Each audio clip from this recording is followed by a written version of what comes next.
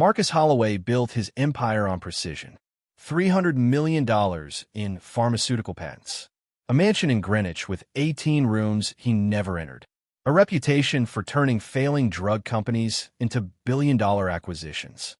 He calculated risk for a living, analyzed data, made decisions that moved markets. But when Dr. Chen looked him in the eye and said 72 hours, every number Marcus ever trusted turned to ash. His daughter, Emma, 9 months old, soft brown curls, eyes like her mother's, green and bright, and full of questions the world hadn't answered yet. She lay in the pediatric ICU bed, tubes running from her tiny arms, monitors beeping a rhythm that sounded like a countdown. Acute liver failure. Sudden. Catastrophic. No known cause. The toxicology came back clean, Dr. Chen said, her voice steady but her eyes carrying weight. No environmental factors. No genetic markers we can identify. Sometimes, Mr. Holloway, a child's system just crashes. Marcus stared at his daughter through the glass. There has to be something. Another specialist. A trial. Experimental treatment. Dr. Chen's silence said everything. We've consulted with Boston, Johns Hopkins, Mayo Clinic, she finally said. Without a transplant, and given her age and the speed of deterioration. She paused. 72 hours is optimistic. Marcus felt his chest crack open. 6 months ago, his wife Claire died in a car accident. A drunk driver. Wrong place, wrong time. She never got to see Emma smile. Never heard her laugh. Never held her after she started reaching for faces. Now the universe wanted to take his daughter, too. Get her on every transplant list, Marcus said, voice hard. I don't care what it costs. She's already on them, Dr. Chen said gently. But infant livers, the wait time averages 6 to 8 weeks. We don't have that. Marcus pressed his palm against the glass. Emma's chest rose and fell, shallow and slow. Her skin had turned a pale yellow, jaundice spreading like a stain across her perfect face. 72 hours. 3 days to watch his daughter die. Marcus left the hospital and drove home in silence. The mansion waited, cold and enormous, staff moving through it like ghosts. He'd hired 12 people to run a house he barely lived in. Security. Housekeepers. A chef who cooked meals he didn't eat. A night nurse for Emma, who now had nothing to do. And Rosa Martinez, the day maid. Quiet. 26 years old. She kept her head down, cleaned efficiently, never asked questions. Marcus barely noticed her. The cameras went in after Claire died. Marcus told himself it was about security. About protecting Emma. About making sure nothing else could slip through the cracks. But the truth lived deeper. Control was the only thing keeping him from falling apart completely. 16 cameras. Every hallway. Every room Emma spent time in. Every angle covered. He watched the feeds from his office late at night, scanning for threats he couldn't name, checking that the staff followed protocol, that Emma's bottles were prepared correctly, that no one touched things they shouldn't. In 6 months, he'd fired 4 employees. One housekeeper spent too much time on personal calls. Gone. A groundskeeper tried to sell a photo of the mansion to a tabloid. Gone. The first night nurse gave Emma a pacifier Marcus hadn't approved. Gone. The head of security quit after 2 weeks. Said Marcus's paranoia was unsustainable. Marcus didn't care. Every person who entered his home was a variable he couldn't control. And after losing Claire, after watching her die because of someone else's choice, Marcus refused to let variables exist near his daughter. Rosa had been there 3 months. The agency sent her after the last maid quit without notice. She arrived with a single reference, a worn backpack, and eyes that looked like they'd seen too much too soon. Mrs. Chen, the head housekeeper, showed her the rules. No touching the baby unless explicitly asked. No entering the nursery without permission. No personal belongings left in common areas. Mr. Holloway reviews all camera footage nightly. If you value your job, you'll follow every rule exactly. Rosa nodded. Yes, ma'am. She cleaned with quiet efficiency. Folded hospital corners on sheets. Dusted frames without moving them. Moved through the house like water. Present but unobtrusive. Marcus watched her through the cameras sometimes. Not suspiciously. Just watching. She hummed while she worked. Soft melodies he didn't recognize. Spanish songs, maybe. She had a gentleness in her movements, a carefulness that felt different from the clinical efficiency of the other staff. But he didn't trust gentleness. Gentleness was a mask people wore before they disappointed you. Marcus returned from the hospital at midnight. Emma was stable enough to come home for her final days. The doctors said she'd be more comfortable in familiar surroundings. Translation: there's nothing more we can do. Let her die at home. The ambulance pulled into the circular driveway. 2 paramedics carried Emma inside on a gurney, for poles rattling, monitors beeping their grim rhythm. The night nurse, a stern woman named Patricia, followed with a medical bag and a clipboard. Marcus walked behind them, numb. They set up the nursery like a hospital room. Monitors on the walls. Oxygen tank in the corner. For Stan beside the crib. Emma lay there, small and still, her breathing shallow. Patricia checked vitals and made notes. "I'll monitor her through the night," she said without looking at Marcus. "If there's any change, I'll wake you immediately." Marcus nodded. He couldn't speak. His throat had closed around words that refused to come. He sat in a rocking chair and watched his daughter. Yellow skin. Tiny fingers curled into loose fists. Chest rising and falling. Each breath a small miracle and a countdown. 72 hours had become 71. Around 2 in the morning, Marcus finally left the nursery. He walked to his office and collapsed into his chair. The security monitors glowed on the wall. 16 feeds. 16 angles. He pulled up the nursery camera. Patricia sat in the corner, scrolling her phone. Not watching Emma. Not checking monitors. Just scrolling. Marcus's jaw tightened. But what did it matter? What was there to monitor? His daughter was dying. The numbers on the machines were just tracking her descent. He minimized the nursery feed and stared at nothing. Rosa arrived at 6 in the morning like always. She came through the service entrance, changed into her uniform, tied her dark hair back. Mrs. Chen met her in the kitchen, face drawn. "The baby's home," she said quietly. "She's very sick. Mr. Holloway wants the house kept especially quiet. No vacuuming near the nursery. No unnecessary noise." Rosa's face shifted. Something flickered in her eyes. "What's wrong with her?" Mrs. Chen hesitated. "Liver failure. The doctors, there's nothing they can do." Rosa pressed her hand to her mouth. "How long?" "Days. Maybe less." Rosa closed her eyes. Her lips moved silently, forming words that might have been a prayer. Mrs. Chen touched her shoulder. "Just do your work. Don't get involved." "Mr. Holloway doesn't want—" "I understand," Rosa whispered. But something in her voice said she didn't plan to follow that rule. Rosa moved through her morning tasks mechanically. Dusting. Organizing. But every time she passed the nursery hallway, she slowed. Stopped. Listened. The monitors beeped. Steady. Mechanical. The sound of a life measured in numbers. Around noon, Patricia left for a break. "I'll be back in 20 minutes, she told Mrs. Chen. "Don't let anyone enter the nursery." Mrs. Chen nodded. Rosa was in the hallway folding linens when she heard it. A small sound. Not the monitors. Not the oxygen machine. A whimper. Soft and weak. The sound of a baby in pain. Rosa's hands froze on the towel. She looked toward the nursery door. Closed. Off limits. The whimper came again. Sharper this time. Rosa's feet moved before her mind decided. She set the linens down and walked to the door. Her hand hovered over the handle. "Don't get involved." The baby cried out, a tiny sound that shattered something inside Rosa's chest. She opened the door. If you're already hooked on this story, don't forget to hit the like button and subscribe. Drop a comment telling me where in the world you're watching from. I love hearing from you. The nursery was dim, curtains drawn. Emma lay in her crib, face scrunched, little body twisting against the tubes. Her skin glowed yellow in the soft light. Rosa approached slowly, her heart pounding. "Shoo, Pequeña," she whispered. "It's okay. I'm here." She didn't touch Emma. Not yet. Just stood close, letting her voice fill the space. Emma's cries softened. Her eyes, barely open, glazed with fever, turned toward the sound. Rosa began to hum, low and gentle, a melody her grandmother used to sing. A song about angels watching over children. About protection. About love stronger than fear. Emma's breathing steadied slightly. Her tiny fist uncurled. Rosa looked at the monitors. Oxygen levels low.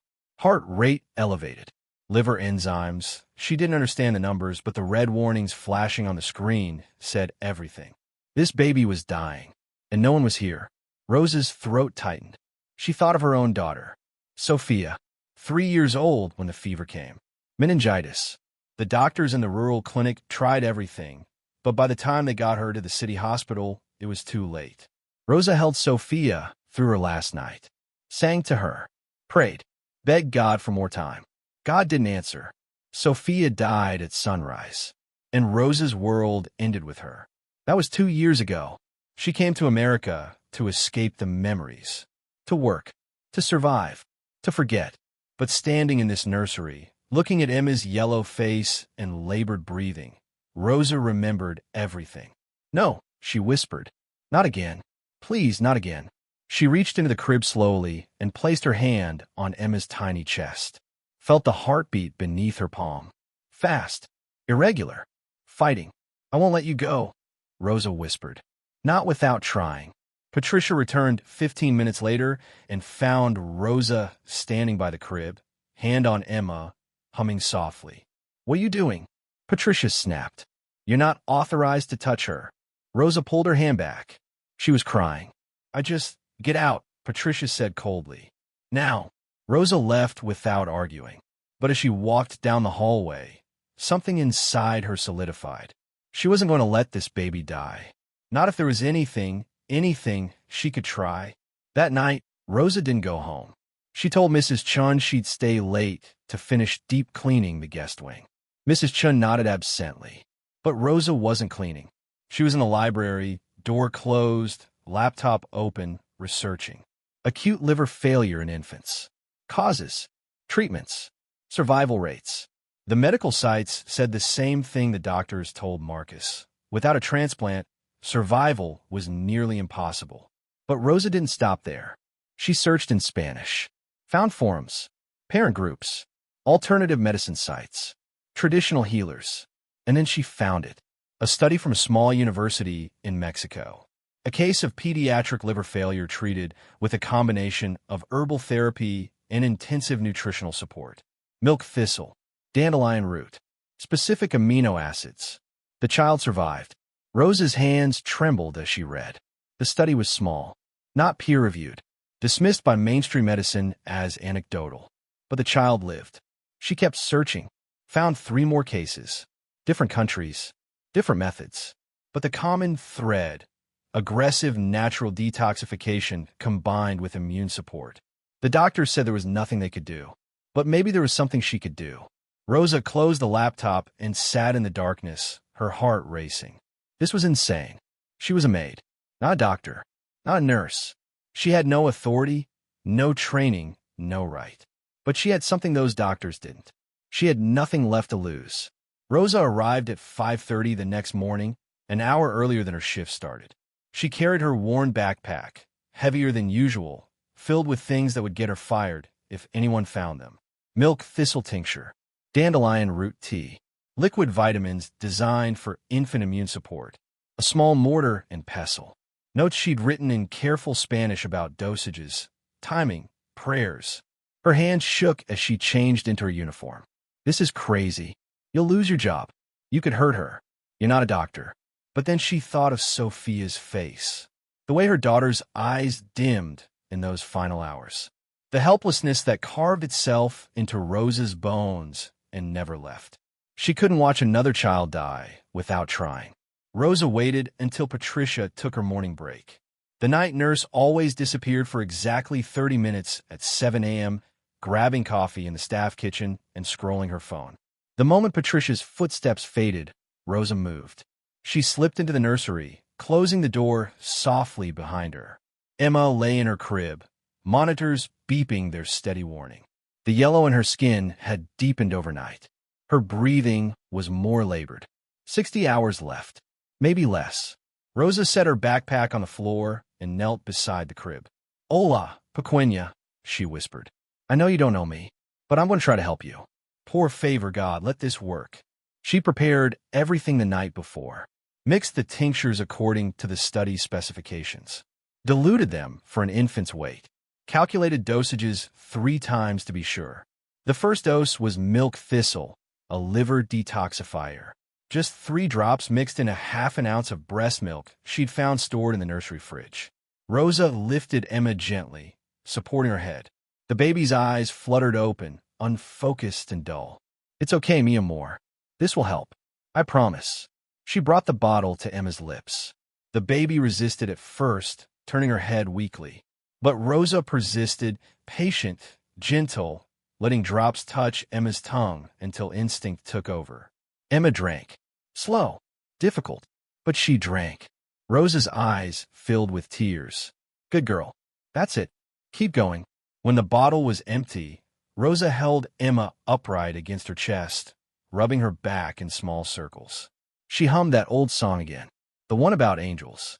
Emma burped softly. Rosa nearly sobbed with relief. She laid Emma back in the crib and checked the monitors. Heart rate still elevated. Oxygen still low. But Emma's eyes, something flickered there. A tiny spark of awareness that hadn't been present before. Rosa heard footsteps in the hallway. She grabbed her backpack and slipped out of the nursery seconds before Patricia returned. Marcus didn't sleep anymore. Sleep meant nightmares where he watched Emma's monitors flatline, where he held her tiny body as it went cold, where Claire stood in the corner of the hospital room, silent and accusing.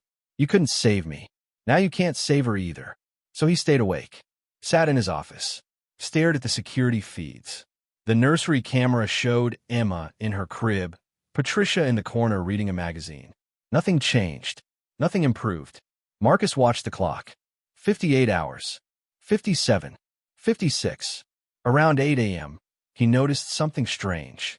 He'd been reviewing the footage from earlier that morning, a habit he couldn't break, and saw Rosa enter the nursery.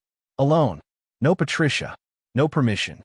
Marcus leaned forward, jaw tightening. Rosa approached the crib, took something from her backpack. A bottle. "What the hell?" Marcus muttered. He watched her feed Emma, watched her hold his daughter against her chest, watched her hum and rock and whisper words the camera couldn't capture. Marcus's first instinct was rage. She broke protocol, entered without authorization, fed Emma something that wasn't approved. He reached for his phone to call Mrs. Chen, to fire Rosa immediately. But then he saw Emma's face. For the first time in days, his daughter looked aware. Her eyes opened wider. Her little hand reached up, grasping at Rosa's shirt. Marcus froze. He rewound the footage. Watched it again. Emma drank. Emma responded. Emma moved. "No," Marcus whispered. "That's not possible." He pulled up the current feed. Patricia was back in the nursery now. Emma lay in her crib, monitors still beeping their warnings. But her eyes were open, tracking movement. She hadn't done that yesterday. Marcus rubbed his face with both hands. He was seeing things. Exhaustion playing tricks. Hope turning into delusion. He should fire Rosa. But he didn't pick up the phone. Rosa returned to the nursery at noon. Patricia had stepped out again, this time to eat lunch in the staff dining room. Rosa's heart pounded as she entered. Emma was awake, staring at the mobile hanging above her crib. Her eyes followed the shapes, slow but deliberate. "You're still fighting," Rosa whispered. "Good. Keep fighting, Pequena." The second dose, dandelion root tea, diluted heavily, mixed with more breast milk, plus 3 drops of liquid B-complex vitamins. Rosa lifted Emma again. The baby was still weak, still yellow, but her body felt less limp than this morning. "Come on, sweetheart." One more time. Emma drank. Faster this time. Her tiny throat worked, swallowing with more strength. Rosa's tears fell onto Emma's blanket. "Thank you, God," she whispered. "Thank you, thank you, thank you." She held Emma close, feeling the small heartbeat against her chest. Steady. Still too fast, but steady. "Your mama is watching over you," Rosa whispered. "I can feel her. She wants you to live. She's begging for you to live." Emma's fingers curled around Rosa's thumb. Something broke open inside Rosa's chest. A dam she'd built 2 years ago. All the grief, all the guilt, all the love she had nowhere to put after Sophia died. It poured out in silent sobs as she held this stranger's baby. "I couldn't save my daughter," Rosa whispered. "But maybe I can save you." She heard footsteps. Rosa quickly laid Emma back in the crib, grabbed her backpack, and slipped into the adjoining bathroom. She pressed her back against the door, heart hammering. Patricia entered, checked the monitors, made notes on her clipboard. Rosa waited until the nurse settled into her chair, then quietly exited through the bathroom's second door that led to the hallway. She was shaking so hard she had to lean against the wall. 48 hours left. Marcus sat in Emma's hospital pediatrician's office, listening to Dr. Chen repeat what he already knew. "Her enzyme levels are still climbing," Dr. Chen said gently. "The jaundice is spreading." "I'm sorry, Marcus. There's no change. When should I?" Marcus couldn't finish the question. "Call hospice now," Dr. Chen said quietly. "They'll help make her comfortable in her final hours." Marcus drove home in a fog. The word hospice echoed in his head like a death sentence. He walked into his office, collapsed into his chair, and opened the security app on his laptop. The nursery feed showed Emma in her crib, Patricia in the corner. But something was different. Emma's eyes were open, wide, alert. Her little legs kicked against the blanket. Small movements, but movements. Yesterday, she'd barely stirred. Marcus leaned closer to the screen. Emma turned her head toward a sound in the hallway, tracked it with her eyes. "No," Marcus whispered. He pulled up the recorded footage from the past 24 hours and scrubbed through it. 6 a.m. Rosa enters. Feeds Emma something from a bottle. Noon. Rosa enters again. Feeds Emma again. 6 p.m. Rosa enters a third time. Each time, Emma responded more, drank more, moved more. Marcus's hands trembled on the keyboard. He pulled up the current live feed. Rosa was entering the nursery again. Patricia must have stepped out. Rosa moved quickly, efficiently, like she'd done this 100 times. She lifted Emma. The baby didn't cry, didn't resist, just settled against Rosa's chest like she knew this woman, like she trusted her. Rosa brought a bottle to Emma's lips. Marcus watched his daughter drink. Watched her tiny hand grip Rosa's finger. Watched color, just a hint barely visible, but there, return her cheeks. Marcus's breath stopped. This wasn't possible. Dr. Chen said there was no change. The monitors showed deterioration. The blood work confirmed liver failure. But his daughter was drinking, moving, responding. Marcus's phone slipped from his hand and clattered on the desk. His vision blurred. His chest cracked open. He watched Rosa hold Emma close, rocking gently, humming that melody he'd heard through the cameras before. Spanish words he didn't understand, but felt in his bones. A stranger was doing what millions of dollars in medical care couldn't do. She was bringing his daughter back to life. Marcus pressed both hands to his face and wept. Marcus didn't plan to storm into the nursery, but his legs moved without permission, carrying him down the hallway at a near run. He threw the door open. Rosa spun around, eyes wide, still holding Emma. Patricia stood in the corner, mouth open in shock. "Mr. Holloway, Patricia started." Marcus held up a hand, silencing her. His eyes locked on Rosa. "What are you giving her?" His voice came out raw, sharp. Rosa's arms tightened protectively around Emma. "I what? Are you giving her?" Rosa's chin lifted. She met his gaze without flinching. "Milk thistle, dandelion root, B vitamins, probiotics." Her voice shook but didn't break. "Things that support liver function. Things the doctors didn't try." "You're not a doctor," Marcus said, stepping closer. "You have no right. I have every right to try to save a dying baby." Rosa's voice rose. "The doctors gave up. They sent her home to die. So yes, I broke your rules. I gave her something without permission. But she's drinking, Mr. Holloway. Look at her. She's alert." Marcus looked down at Emma in Rosa's arms. His daughter's eyes were open, focused. She blinked up at him, recognized him, and made a small cooing sound. Yesterday, she'd been nearly comatose. Marcus's anger collapsed into something he couldn't name. "How did you know what to give her?" he whispered. Rosa's eyes filled with tears. "I lost my daughter 2 years ago. Meningitis. I watched her die because I couldn't afford better care. Because the doctors in my village didn't have the resources." She swallowed hard. When I saw Emma, when I heard she had days left, I couldn't just stand there. I researched. I found studies. Cases where natural methods worked when medicine failed. Marcus stared at her. You risked your job, your reputation. If this had gone wrong, then I would have lost everything, Rosa said quietly. But she would have died anyway. At least this way I tried. The room fell silent except for Emma's soft breathing.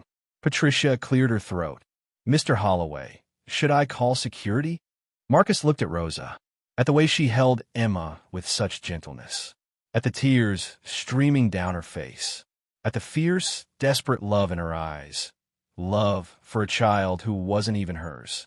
No, Marcus said hoarsely. Don't call anyone. He stepped closer, slowly, carefully. Can I hold her? Rosa nodded and gently transferred Emma into Marcus's arms. The baby settled against his chest, her little hand curling against his shirt. Her skin was still yellow, still warm with fever, but her eyes, God, her eyes were alive. Marcus's knees buckled.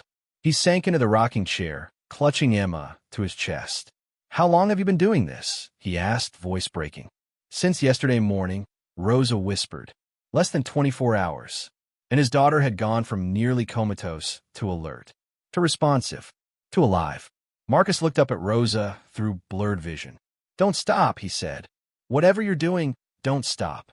If you're hooked on this story, make sure to subscribe and turn on notifications so you never miss an upload. Your support means everything. Marcus called Dr. Chen at midnight. I need you to come to the house first thing tomorrow, he said. Run every test.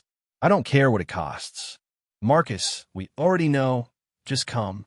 Dr. Chen arrived at 7 a.m. with a portable lab kit and a confused expression. She examined Emma in the nursery while Marcus, Rosa, and Patricia watched. Dr. Chen checked Emma's eyes, her reflexes, her skin tone. She drew blood, ran a portable enzyme test. Then she went very still. Marcus, she said slowly. Her bilirubin levels, they've dropped. Marcus's heart stopped. What? Not dramatically, but they've dropped. Yesterday they were at 28. Now they're at 24. Is that possible? Dr. Chen shook her head, stunned. With liver failure this acute? No, it's not possible. Levels don't go down. They go up until... She trailed off. Until the patient dies, Marcus finished. Dr. Chen looked at Emma, then at Marcus. What have you been doing differently? Marcus glanced at Rosa. She stepped forward, hands clasped tightly. I've been giving her herbal supplements. Milk thistle for liver detoxification. Dandelion root for bile production. B vitamins for cellular repair. Dr. Chen blinked. You're a maid. I researched, Rosa said quietly. I found studies. Small ones. Cases where it worked. Dr. Chen opened her mouth, closed it, looked at the test results again. This shouldn't be working, she said. There's no scientific basis, but it is working, Marcus said. Isn't it? Dr. Chen exhaled slowly. I need to run more tests. But yes, something is changing. I don't understand it, but something is definitely changing. 36 hours left on the original timeline. But Emma wasn't dying. She was waking up. Marcus sat in the nursery, watching Rosa prepare another dose. She worked with quiet precision, measuring drops, warming bottles, checking temperatures. Where did you learn this? Marcus asked. Rosa didn't look up. My grandmother was a healer. In our village, when people couldn't afford doctors, they came to her. She taught me plants, herbs, how the body heals itself if you give it the right support. Why didn't you tell anyone? Why hide it? Rosa met his eyes. Because people don't believe in what they can't see in a textbook. Because I'm a maid. Who would listen to me? Marcus had no answer. Rosa lifted Emma gently. The baby's eyes opened immediately, locking onto Rosa's face. Hola, mi amor, Rosa whispered. Ready to fight again today? Emma's mouth opened, and for the first time in days, she smiled. Small, weak, but real. Marcus's breath caught. Rosa's tears fell as she fed Emma. The baby drank eagerly now, her tiny throat working, her hands gripping Rosa's fingers. When Emma finished, Rosa held her close and began to sing. Not hum, sing. Full words in Spanish. Duerme, duerme, negrito, Que tu mama esta en el campo, negrito. Marcus didn't understand the words, but he understood the melody, the love, the hope. Emma's eyes drifted closed, but her breathing was steady, strong. Marcus stood and walked to Rosa's side. Thank you, he whispered. I don't know how to. I can't. You don't have to thank me, Rosa said softly, still rocking Emma. Just let me keep trying. I will, Marcus said. But Rosa, if this doesn't work, then we'll know we tried everything, Rosa said. And she'll know she was loved until the very end. Marcus looked at this woman, this stranger who'd risked everything for his daughter, and felt something shift inside him. Not just gratitude, something deeper, something that scared him. 24 hours left on the doctor's timeline. But Emma was sitting up at her crib. Marcus stood frozen in the doorway, watching his daughter hold a soft toy against her chest. Her eyes, clear now, bright, tracked Rosa's movements around the nursery. The yellow in her skin had faded to pale cream. Her breathing was steady, strong. Dr. Chen arrived with a full medical team at noon. They ran blood panels, enzyme tests, liver imaging. Marcus paced the hallway, unable to breathe, while Rosa stood in the corner praying silently in Spanish. 2 hours later, Dr. Chen emerged from the nursery, her face pale. Marcus, she said, voice shaking. Her liver enzymes are almost normal. The inflammation is down 70%. The bilirubin is at 9. That's within functional range for her age. Marcus grabbed the doorframe. What does that mean? It means... Dr. Chen's eyes filled with tears. It means she's going to live. The words hit Marcus like a tidal wave. His knees gave out. He slid down the wall, hands covering his face, sobbing openly. Ow, he choked out. How is this possible? Dr. Chen looked toward the nursery where Rosa stood holding Emma. I don't know. The herbal protocol she used, there's no precedent, no clinical trials. But somehow, she shook her head in wonder. Somehow it worked. Patricia watched everything unfold with burning resentment. She'd been Emma's nurse for months. She'd monitored vitals, administered medications, followed every protocol. And now this maid, this uneducated immigrant, was being praised for an impossible recovery? That evening, Patricia cornered Marcus in his office. Mr. Holloway, we need to talk about Rosa. Marcus looked up from his laptop, where he'd been researching liver regeneration in infants. What about her? She gave your daughter unregulated supplements without medical supervision. What she did was reckless, dangerous. She could have killed Emma, but she didn't, Marcus said coldly. She saved her. Patricia's face flushed. You don't know that. The recovery could be spontaneous. Natural remission. Giving her credit is irresponsible, and keeping her around Emma is a liability. Marcus stood slowly. Are you suggesting I fire the woman who saved my daughter's life? I'm suggesting you protect yourself legally, Patricia said. Before she gets ideas, before she thinks she has some claim, get out. Patricia blinked. Excuse me. You're fired, Marcus said, voice like ice. Pack your things. I want you gone within the hour. Patricia's mouth opened and closed. You can't, I can. And I did. Leave. Patricia's eyes filled with angry tears. She turned and stormed out, slamming the door behind her. But as she left, she pulled out her phone and made a call. The next morning, 2 Child Protective Services officers arrived at the mansion. Marcus met them at the door, confused. Can I help you? We receive an anonymous report, the female officer said. Allegations of medical experimentation on a minor without parental consent or medical oversight. Marcus's blood went cold. What? They showed him a printed complaint. Someone had reported that Emma had been given unregulated herbal substances by unqualified staff, resulting in potential endangerment. This is insane, Marcus said. My daughter was dying. Rosa saved her. We need to speak with Rosa Martinez, the officer said. And we need to see the child. Rosa was called to the foyer. When she saw the officers, her face went pale. Miss Martinez, did you administer herbal supplements to the infant without medical supervision? Rosa's hand shook. Ah, yes. But she was dying. The doctor said, that's not relevant, the officer said. You're not medically licensed. What you did constitutes unlicensed medical practice. No, Marcus stepped forward. What she did saved my daughter's life. I gave her permission. After the fact, the officer said. Initially, she acted without your knowledge. Rosa's eyes filled with tears. I'm sorry, she whispered. I just couldn't watch her die. The officers exchanged looks. Miss Martinez, you're being placed under investigation. You'll need to refrain from contact with the child pending our inquiry. What? Marcus's voice rose. You can't do this. We can, Mr. Holloway. If you interfere, we'll escalate this to formal charges. Rosa looked at Marcus, tears streaming down her face. It's okay, she whispered. I understand. Rosa, take care of her, Rosa said, voice breaking. Please, keep giving her the supplements. Don't let her regress. The officers escorted Rosa out. Marcus stood in the foyer, shaking with rage and helplessness, as the woman who saved his daughter was taken away. Without Rosa, the house fell silent.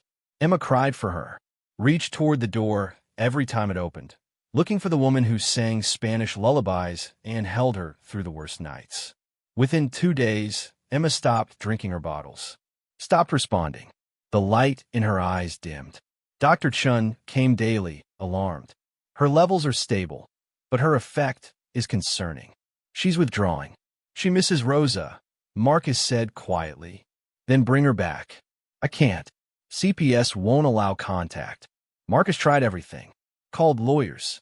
Pulled strings. But bureaucracy moved slowly, and Emma was fading fast. Not from liver failure this time, but from a broken heart. On the 4th day, without Rosa, Marcus made a decision. He drove to Rosa's apartment in the Bronx. A small walk-up, peeling paint. No doorman. He knocked. Rosa's sister answered, eyes hard. She doesn't want to see you. Please, Marcus said. Emma needs her. Your people almost got her arrested. Why would she come back? Because I'm begging. The door opened wider. Rosa stood behind her sister, eyes red from crying. Mr. Holloway, Emma stopped eating, Marcus said, voice cracking. She cries for you. She's giving up, Rosa. She needs you. I need you. Rosa's tears fell fresh. The investigation, I dropped it. I hired lawyers. It's done. Please, come back. Rosa looked at him for a long moment. Then she grabbed her coat. Rosa walked into the nursery, and Emma's face transformed. The baby's arms reached out, a cry of pure joy erupting from her tiny chest. Rosa rushed forward, lifting Emma into her arms. I'm here, Pequena. I'm here. Emma buried her face in Rosa's neck, little hands gripping tight, as if afraid Rosa would disappear again. Marcus watched from the doorway, throat tight. That night, Emma drank her full bottle. The next morning, she laughed. Within a week, her liver enzymes were completely normal. Dr. Chen called it a medical miracle. The case was written up. Rosa was interviewed. Scientists wanted to study her protocol. But Rosa didn't care about fame. She cared about the little girl who called her RORO and reached for her every morning. 6 months later, Marcus stood in the garden watching Rosa push Emma on a swing. The baby shrieked with laughter, her dark curls bouncing. Higher, RORO. Higher. Rosa laughed, her own joy bright and unguarded. Marcus approached slowly. Rosa. She turned, smiling. Yes. I've been thinking. He paused. Emma needs stability. Consistency. Someone who loves her. Rosa's smile faded slightly. She has you. She needs you too. Marcus took a breath. I'd like to offer you a permanent position. Not as staff. As... He struggled for words. As family. Rosa's eyes widened. Mr. Holloway. Marcus, he corrected gently. Please. She looked at Emma, then back at him. I don't know what to say.